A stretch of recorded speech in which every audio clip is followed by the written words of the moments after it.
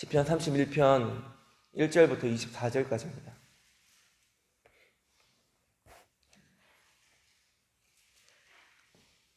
교독하고 마지막 절은 같이 읽겠습니다. 여호와여, 내가 주께 피하오니 나를 영원히 부끄럽게 하지 마시고 주의 공의로 나를 건지소서.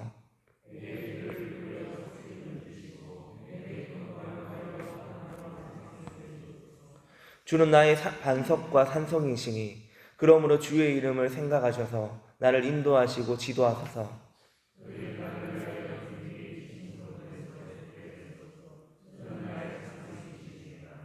내가 나의 영을 주의 손에 부탁하나이다. 진리의 하나님 여호와여, 나를 속량하셨나이다.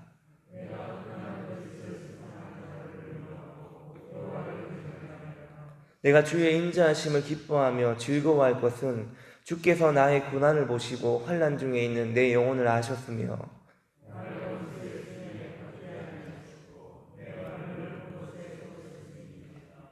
여호와여, 내가 고통 중에 있사오니 내게 은혜를 베푸소서. 내가 근심 때문에 눈과 영혼과 몸이 쇠하였나이다.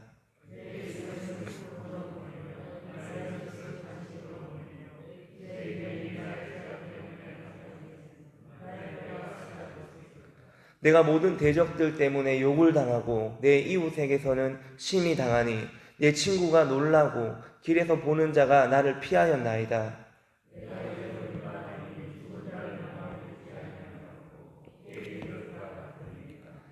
내가 무리의 비방을 들었으므로 사방이 두려움으로 감사하였나이다.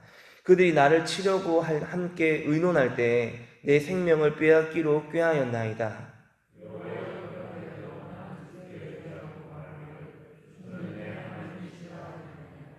나의 앞날이 주의 손에 있사오니 내 원수들과 나를 핍박하는 자들의 손에서 나를 건져주소서.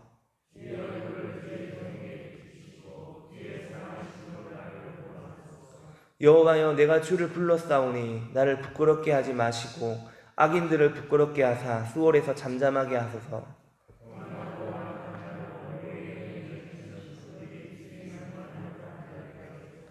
주를 두려워하는 자를 위하여 쌓아두신 은혜, 곧 주께 피하는 자를 위하여 인생 앞에 베푸신 은혜가 어찌 그리 큰지요.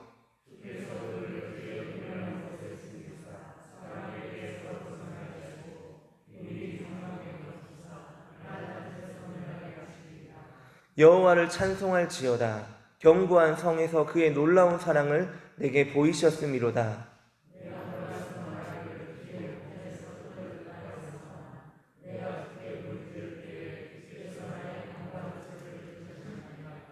너희 모든 성도들아, 여호와를 사랑하라. 여호와께서 진실한 자를 보호하시고 교만하게 행하는 자에게 엄중히 갚으시느니라. 여호와를 바라는 너희들아, 강하고 담대하라. 아멘. 우리가 방금 읽은 이 시편은 사울 왕의 공격으로부터 다윗이 도망했던 때를 생각하며 쓴 시로 여겨지고 있습니다. 다윗은 인생 전반에 사울 왕에게, 또 인생 후반에는 아들 압살롬을 피해 도망을 다녔습니다. 그러나 그런 상황 속에서 다윗은 약할 때 강함 되시는 하나님을 경험했습니다. 우리가 함께 읽은 시편 31편을 통해 많은 고난과 괴로움 속에서도 기뻐하고 즐거워할 수 있는 비결을 함께 살펴보겠습니다. 우리 1절과 2절 말씀 같이 읽겠습니다. 여호와여, 내가 주께 피하오니 나를 영원히 부끄럽게 하지 마시고 주의 공의로 나를 건지소서. 내게 귀를 기울여 속히 건지시고 내게 견고한 바위와 구원하는 산성이 되소서. 아멘. 이 쫓기는 신세가 된 다윗은 제일 먼저 하나님께 피하며 간절하게 호소합니다. 1절에 보면 여호와여, 내가 주께 피하오니, 2절에 내게 견고한 바위와 산성이 되소서. 1절에서 주님을 피난처로 표현하다가 2절에서는 바위와 산성이란 개념으로 표현만 살짝 바꿔서 반복합니다.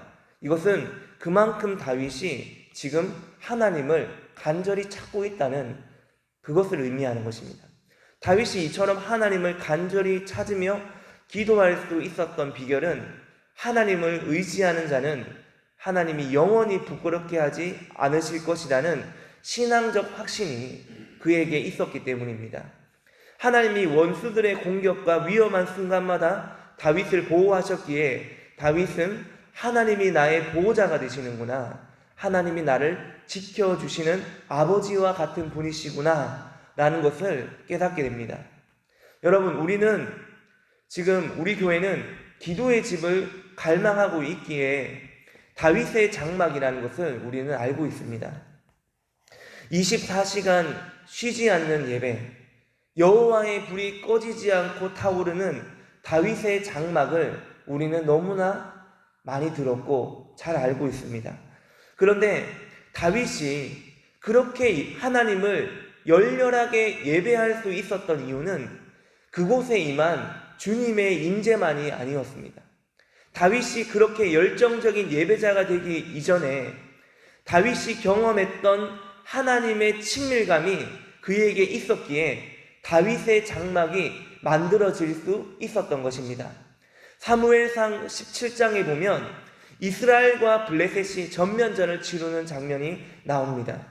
여호와의 이름을 조롱하며 이스라엘 군대를 멸시했던 골리앗에게 사울 왕과 이스라엘의 군대는 아무것도 할 수 없었고 두려움에 떨었지만 하나님께서 주시는 거룩한 자신감과 확신으로 골리앗을 물리친 사람이 다윗이었습니다.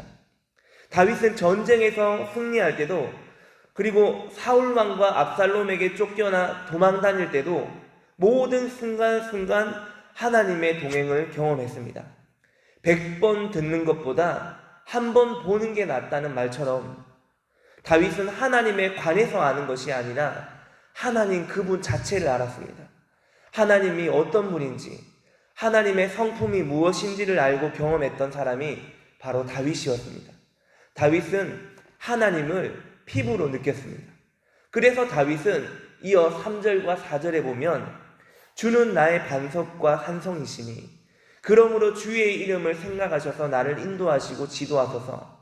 그들이 나를 위하여 비밀이 친 그물에서 빼내소서. 주는 나의 산성이시니이다. 다윗은 다시 하나님이 나의 반석과 산성이 되신다고 그렇게 고백합니다. 그리고 하나님의 인도와 지도를 구하게 됩니다. 그런데 다윗은 자신이 아니라 3절 중간에 보면 그러므로 주의 이름을 생각하셔서 나를 인도하시고 지도하소서.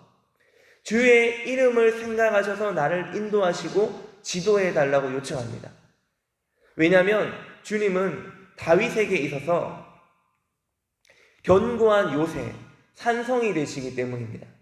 또 다윗은 구원의 목적조차도 하나님께 뒀습니다. 혹여나 원수들이 비밀스럽게 그물을 쳐서 다윗을 죽이려고 하면 나의 산성이 되시는 하나님께서 자신을 지켜달라고 구하고 있습니다. 다윗의 모든 초점은 하나님이었습니다. 이 말씀에서 우리가 생각해 볼 점은 우리가 주님께 복을 구하고 형통을 구하고 어렵고 힘든 상황에서 구원을 구할 때 그 궁극적인 이유가 무엇인지 돌아볼 필요가 있습니다. 다윗처럼 주님의 명예를 존중하는 마음으로 그분의 인도와 지도를 구하는 것인지, 아니면 우리의 개인의 사익을 위해 주님의 인도와 지도를 구하는 것인지 우리의 중심을 바르게 살펴볼 필요가 있습니다. 그리고 5절과 6절에는 영혼을 주님께 맡긴 결과를 설명합니다. 5절과 6절에 내가 나의 영을 주의 손에 부탁하나이다. 진리의 하나님 여호와여 나를 속량하셨나이다. 내가 허탄한 거짓을 숭상하는 자들을 미워하고 여호와를 의지하나이다. 다윗은 자신의 영혼을 하나님의 손에 부탁했습니다. 이것은 자신의 영혼을 포기하는 것이 아니라 하나님에 대한 전적인 신뢰를 표현하는 말씀입니다. 5절에 내가 나의 영을 주의 손에 부탁하나이다. 저는 설교를 준비하면서 이 말씀에 눈길이 멈췄습니다. 여러분, 이 표현이 얼마나 멋진 표현입니까? 나의 돈과 재산이 아니라, 나의 일터가 아니라, 나의 가족이 아니라 나의 영을 주의 손에 부탁하나이다. 저는 오늘 새벽에 기도할 때 이 말씀을 외치고 기도하려고 합니다. 다윗이 고백했던 것처럼 우리 모두가 이렇게 고백할 수 있길 원합니다. 내가 나의 영을 주의 손에 부탁하나이다. 로마서 8장 14절에 보면 무릇 하나님의 영으로 인도함을 받는 사람은 곧 하나님의 아들이라 그랬습니다. 우리의 영을 하나님의 손에 맡기면 우리는 하나님의 영으로 인도함을 받게 됩니다. 하나님의 영으로 인도함을 받는 자만이 하나님의 아들, 하나님의 자녀가 됩니다. 그래서 우리는 필수적으로 이렇게 기도해야 됩니다. 주님, 나의 영을 주의 손에 부탁하나이다. 이 말씀을 예수님이 십자가에 달리셨을 때 그대로 인용을 했습니다. 누가복음 23장 46절에 보면 예수께서 큰 소리로 불러 이르시되 아버지, 내 영혼을 아버지 손에 부탁하나이다 하고 이 말씀을 마치신 후 숨지시니라. 예수님은 자신의 육체의 정욕만을 추구하며 살아왔던 죄인들을 위해 자신의 육체는 버리시고 영혼을 하나님께 맡기셨습니다. 그러기에 우리가 영혼을 주님께 맡길 때 우리의 육체와 영혼까지 하나님이 보살펴 주시는 겁니다. 하나님이 나와 함께 하신다는 확신이 들게 되면 우리의 기도가 그때부터 바뀌게 됩니다. 먹고 사는 생활의 염려가 아니라 어떻게 하면 그분을 더 기쁘시게 할까? 어떻게 하면 그분의 성품이 우리 안에서 열매를 맺게 될까? 어떻게 하면 그분을 보고 그분을 알고 그분을 닮을 수 있을까? 우리의 기도의 차원이 달라지게 됩니다. 다윗은 나의 영을 주의 손에 부탁한다고 기도한 뒤에 오직 여호와를 의지하겠다고 선포했습니다. 그리고 이어서 하나님을 향한 다윗의 갈망은 허탄한 우상에 대한 분노로 이어지게 됩니다. 7절과 8절 우리 같이 읽겠습니다. 내가 주의 인자하심을 기뻐하며 즐거워할 것은 주께서 나의 고난을 보시고 환난 중에 있는 내 영혼을 아셨으며 나를 원수의 수중에 가두지 아니하셨고. 아멘. 주께서 다윗의 고난을 보시고 환난 중에 있는 그의 영혼을 아셨다고 합니다. 7절에 내 영혼을 아신다는 이 말은 주님이 나의 필요를 아신다는 의미입니다. 당연한 말이지만 때때로 하나님은 우리가 모르는 것도 아십니다. 그러기에 하나님은 우리를 영원히 원수의 손아귀에 가둬두지 않습니다. 하나님은 원수의 공격에도 더 넓고 평탄한 곳으로 우리를 인도해 주십니다. 우리는 지금 내게 왜 이런 사건이 일어나는지 모를 때가 많습니다. 그러나 하나님은 그 사건을 계기로 우리를 넓은 곳으로, 더 넓은 곳으로 인도하실 수 있습니다. 말씀을 맺겠습니다. 우리의 삶에도 고난의 바람은 언제나 불어올 수 있습니다. 극심한 고난의 자리에서 우리가 더욱 하나님을 의지해야 하는 이유는 하나님이 우리의 고난의 형편과 처지를 다 보고 계시고 아픔을 다 알고 계시고 마침내 고난의 자리에서 일으켜 주실 것이기 때문입니다. 그러므로 때때로 우리가 겪는 고난은 하나님을 더욱 의지하는 은혜의 기회가 될 줄로 믿습니다. 함께 기도하겠습니다. 하나님, 오늘 이 새벽에 다윗이 고백한 것처럼 우리의 영혼을 주님의 손에 부탁합니다. 우리의 영혼은 우리의 것이 아니라 주님의 것입니다. 주님, 이 새벽에 주님을 전적으로 의지합니다. 다윗이 수많은 고난 속에서도 하나님의 친밀함을 가지고 있었던 것처럼 우리에게도 하나님과의 친밀함이 늘 있길 원합니다. 하나님, 우리가 예배할 때뿐만 아니라 삶의 현장 가운데서도 고난의 삶의 자리 가운데서도 하나님과의 친밀함이 나타나게 하여 주시옵소서. 코로나로 인해 불안하고 힘든 상황이 우리에게는 하나님과의 친밀함 속으로 인도하는 은혜의 자리가 되게 하여 주시옵소서. 감사드립니다. 예수님 이름으로 기도드립니다. 아멘. 하늘에 계신 우리 아버지, 아버지의 이름을 거룩하게 하시며 아버지의 나라가 오게 하시며 아버지의 뜻이 하늘에서와 같이 땅에서도 이루어지게 하소서. 오늘 우리에게 일용할 양식을 주시고 우리가 우리에게 잘못한 사람을 용서하여 준 것 같이 우리 죄를 용서하여 주시고 우리를 시험에 빠지지 않게 하시고 악에서 구하소서.